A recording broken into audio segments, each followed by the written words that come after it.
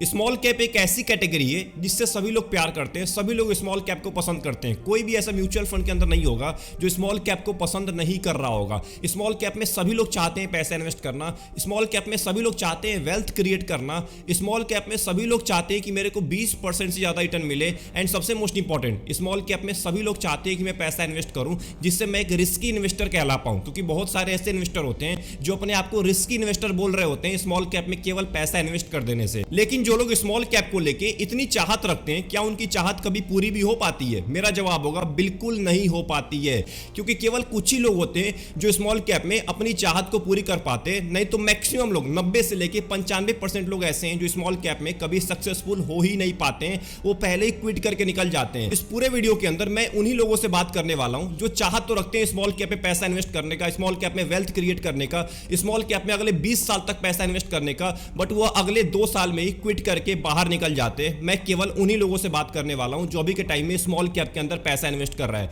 इस पूरे वीडियो को देखने के बाद हो सकता है जो आप चाह रहे हैं वो पूरा भी कर ले, और ये भी हो सकता है कि आपके लिए कभी स्मॉल कैप बना ही नहीं हुआ है, आप एक फोमो में जी रहे हैं, मतलब फियर ऑफ मिसिंग आउट। लोग पैसा इन्वेस्ट कर रहे हैं तो मैं भी इन्वेस्ट करूंगा स्मॉल कैप में। हो सकता है आपके लिए कोई और म्यूचुअल फंड बनाओ, इसके बारे में भी हम बात करने वाले हैं। तो ये वीडियो आपके लिए बहुत ज्यादा इंपॉर्टेंट है अगर आप एक स्मॉल कैप के इन्वेस्टर हैं या स्मॉल कैप में इन्वेस्ट करने के बारे में सोच रहे हैं।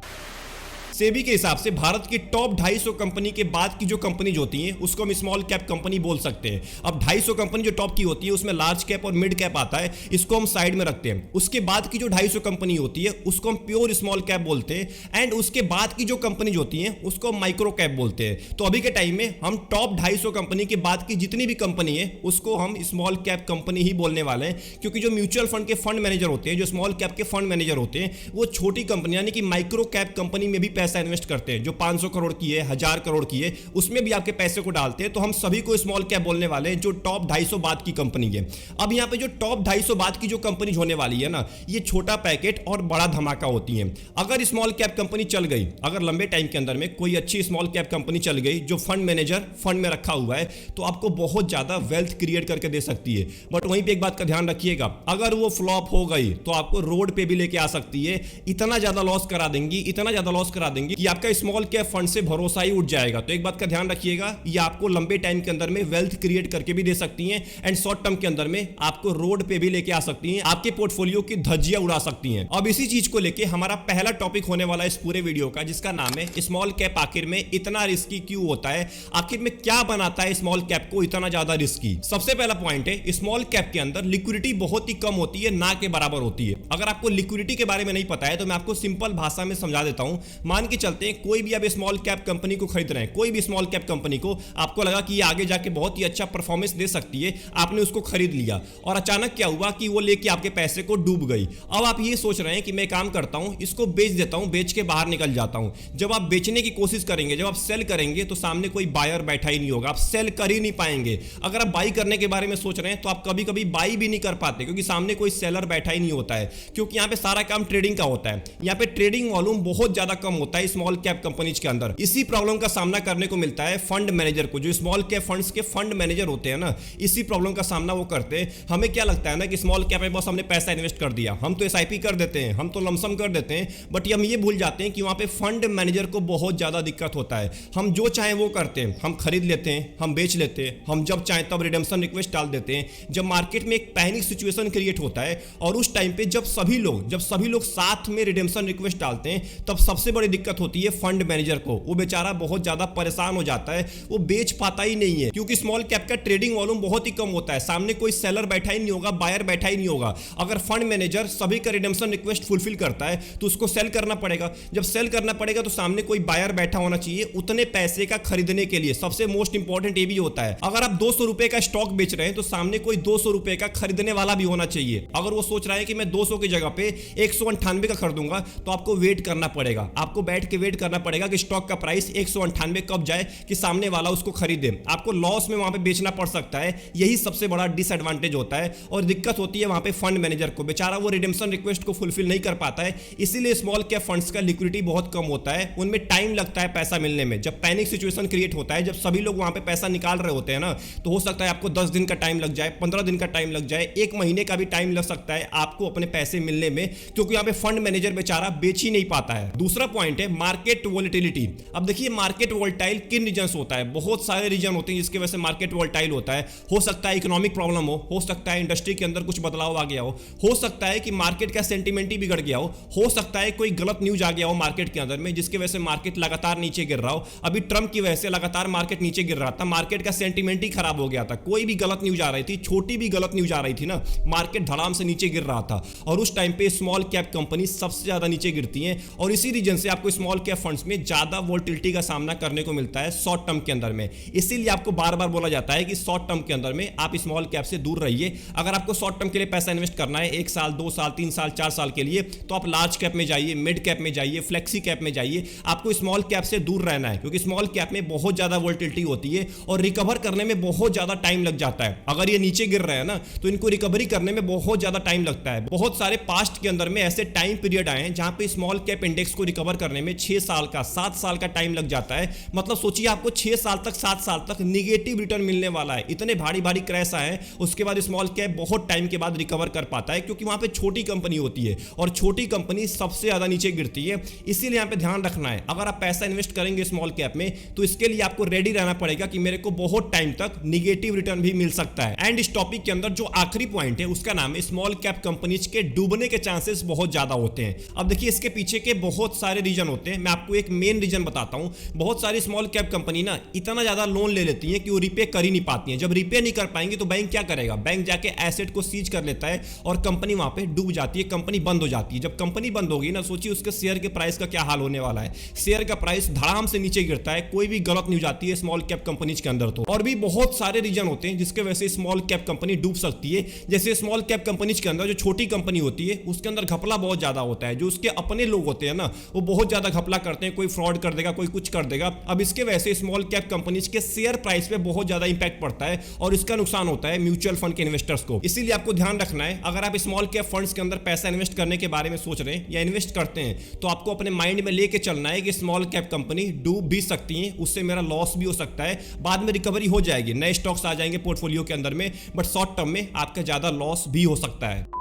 अब हम बात करने वाले हैं अपने दूसरे टॉपिक के बारे में, इसका नाम है स्मॉल कैप में इन्वेस्ट करने से पहले आपको कौन सी चीजों का ध्यान रखना है। अभी तक तो हमने बात किया कि आखिर में स्मॉल कैप में रिस्क क्यों होता है, कौन से रिस्क होते हैं, इसके बारे में मैंने आपको बता दिया है 3 मेजर रिस्क के बारे में। अब बात करने वाले स्मॉल कैप में इन्वेस्ट करने से पहले आपको किन बातों का ध्यान रखना है। सबसे पहला पॉइंट है your financial objective. Small cap में इन्वेस्ट करने के लिए आ रहे हैं तो आपको आपका प्लान पता होना चाहिए कि आखिर में आपका प्लान है क्या। बहुत सारे लोगों को प्लान पता नहीं होता है, इसीलिए 1 साल के अंदर में 2 साल के अंदर में स्मॉल कैप को क्विट कर देते हैं। आपको पता होना चाहिए कि आपको रिटायरमेंट के लिए पैसा इन्वेस्ट करना है, अपने बच्चों के एजुकेशन के लिए पैसा इन्वेस्ट करना है, या फाइनेंशियल फ्रीडम या वेल्थ क्रिएशन के लिए पैसा इन्वेस्ट करना है, यह आपको अच्छे से क्लियर होना चाहिए। और एक बात का ध्यान रखिएगा, जो भी आपने गोल सेट करके रखा हुआ है वो गोल आपके स्मॉल कैप फंड के इन्वेस्टमेंट ऑब्जेक्टिव से मैच करना चाहिए। अपने स्मॉल कैप फंड का इन्वेस्टमेंट ऑब्जेक्टिव जरूर पढ़िए एक बार कि आखिर में वो कैसे आपके पैसे को इन्वेस्ट करता है। अगर वो ज्यादा रिस्क लेता है और आपका गोल रिस्की नहीं है तो आप स्मॉल कैप फंड से दूर हो जाइए, उस स्मॉल कैप फंड से दूर हो जाइए,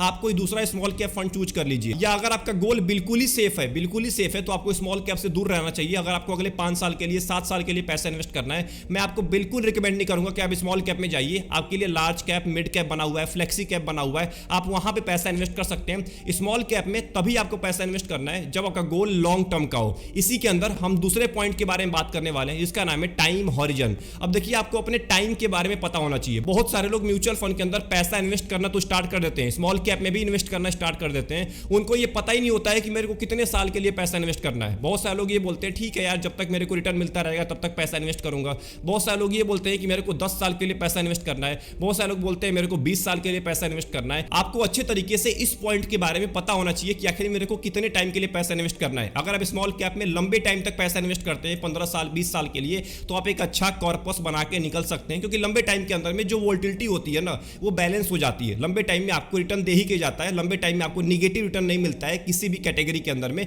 क्योंकि वहां पे सब कुछ बैलेंस हो जाएगा। शॉर्ट टर्म में बहुत ज्यादा वोलेटिलिटी होती है, बट लॉन्ग टर्म में जैसे जैसे आपका अमाउंट बढ़ता जाता है ना, वैसे वैसे वोलेटिलिटी का यहाँ पे असर बहुत ही कम होता चला जाता है। तीसरा पॉइंट है फंड परफॉर्मेंस। अब देखिए फंड परफॉर्मेंस को लोग क्या समझते हैं ना कि म्यूचुअल फंड के अगर मैं रिटर्न को देख लिया तो मैंने फंड परफॉर्मेंस को चेक कर लिया। पिछले 10 साल के अगर मैंने म्यूचुअल फंड के रिटर्न को देख लिया है और मेरा म्यूचुअल फंड अगर पिछले 10 साल के अंदर में अच्छा रिटर्न दिया लिया है तो म्यूचुअल फंड मेरे लिए बहुत ही अच्छा होने वाला है। इस गलतफहमी से आप दूर हो जाइए। फंड परफॉर्मेंस का मतलब होता है कि आपको सब कुछ देखना है, आपको फंड के पोर्टफोलियो के बारे में जानना है, आपके फंड के रिस्क के बारे में जानना है, आपके फंड के फंड मैनेजर के बारे में जानना है कि आखिर में फंड मैनेजर का पास्ट परफॉर्मेंस कैसा है, पास्ट रिकॉर्ड कैसा है, वो कौन कौन से फंड को मैनेज कर चुका है, अभी के टाइम में कौन से फंड को मैनेज करता है, कौन कौन से फंड्स को मैनेज करता है, कितने के एसेट को मैनेज करता है, सबसे मोस्ट इंपॉर्टेंट पोर्टफोलियो के अंदर कौन कौन से स्टॉक्स हैं, वो स्टॉक की होल्डिंग अभी के टाइम में क्या है, पिछले साल के अंदर में उस स्टॉक का कितना वेटेज था, अभी के टाइम में क्या उसके अंदर वेटेज बढ़ाया गया है या घटाया गया है, कौन सी नई कंपनी को ऐड किया गया है, रिस्क कितना है, उसका स्टैंडर्ड डेविएशन क्या है, बीटा क्या है, अल्फा क्या है, इन सब चीजों के बारे में आपको पता होना चाहिए। अगर आप इन चीजों को जानना पसंद नहीं करते या जानने की कोशिश भी नहीं करते हैं तो आप स्मॉल कैप से दूर रहिएगा।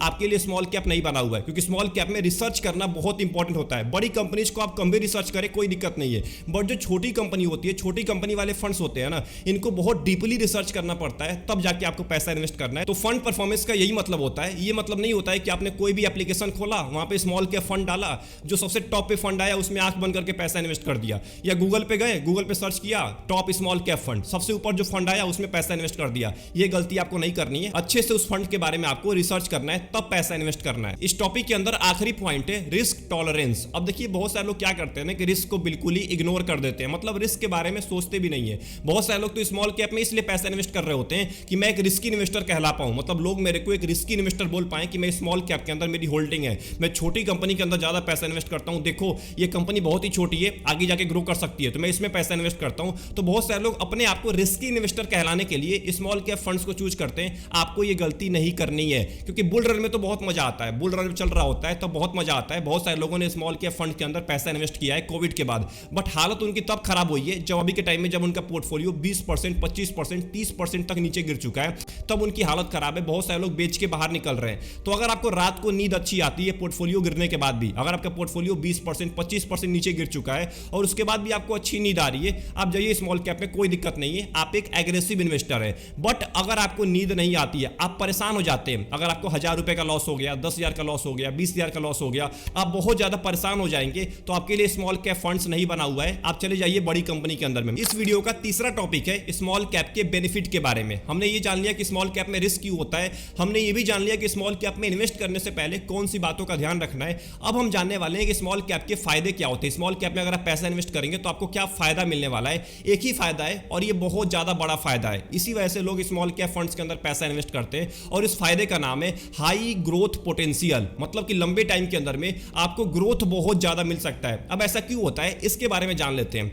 अब देखिए स्मॉल कैप फंड्स जो होते हैं ना, इसके अंदर स्मॉल कैप कंपनी ज्यादा होती है, लगभग 60 से लेकर 65% जो कंपनी होती है ना, वो स्मॉल कैप कंपनी होती है। अब इतनी सारी स्मॉल कैप कंपनी है तो यहाँ पे फायदा क्या होता है कि स्मॉल कैप कंपनी अभी तो आपको दिखती है कि केवल 500 करोड़ की है, 1000 करोड़ की है, तो हम क्या सोचते हैं ना कि यार 1000 करोड़ की तो कंपनी है, लंबे टाइम में क्या ही हो जाएगा। बट वो 1000 करोड़ की कंपनी हो सकता है कि 10 लाख करोड़ की भी बन जाए, 1 लाख करोड़ की भी बन जाए। सोचिए जो कंपनी 1000 करोड़ से 1 लाख करोड़ पहुंच चुकी है, वो कितना आपको रिटर्न ला के दे सकती है। इसीलिए स्मॉल कैप में आपको लंबे टाइम में ज्यादा ग्रोथ देखने को मिलता है, अच्छा वेल्थ क्रिएट हो पाता है बाकी कैटेगरी के मुकाबले। अगर आप लार्ज कैप फंड में जाएंगे, वहां पे मैक्सिमम कंपनी ऑलरेडी डेवलप हो चुकी है। मिड कैप जो कंपनी होती है उसमें तो आधी कंपनी लार्ज कैप होती है और आधी स्मॉल कैप होती है, मतलब दोनों का कॉम्बिनेशन होता है। तो मिड कैप में आपको लार्ज कैप के मुकाबले थोड़ा सा ज्यादा रिटर्न मिलता है लंबे टाइम में, बट स्मॉल कैप के अंदर प्योर स्मॉल कैप कंपनी होती है, मैक्सिमम स्मॉल कैप कंपनी होती है। यहां पे फायदा ये होता है कि लंबे टाइम में वो ग्रोथ ज्यादा कर सकती हैं, क्योंकि अभी के टाइम में वो अर्ली स्टेज में होती हैं। जो भी कंपनी अपने अर्ली स्टेज में है ना, वो लंबे टाइम में ग्रो कर सकती हैं, बट यहां पे रिस्क बहुत ज्यादा होता है। रिस्क इसीलिए ज्यादा होता है कि वो डूब भी सकती है, बट फंड मैनेजर ने अगर अच्छा बेट लिया है, अच्छे कंपनी को पिक किया है, तो लंबे टाइम के अंदर में वो कंपनी आपको बहुत ज्यादा रिटर्न दे सकती है। यही सबसे बड़ा बेनिफिट होता है स्मॉल कैप में इन्वेस्ट करने का। अब बात करते हैं अगले टॉपिक के बारे में कि आखिर में राइट स्मॉल कैप फंड कैसे चूज करें। ये बहुत बड़ा सवाल होता है बहुत सारे लोगों का। कैसे पता लगाएं कि जिस स्मॉल कैप के अंदर मैं पैसा इन्वेस्ट कर रहा हूं वो सबसे बढ़िया है। सबसे पहले आपको ये चेक करना है कि आपके स्मॉल कैप फंड का जो पोर्टफोलियो है क्या वो डाइवर्सिफाई है।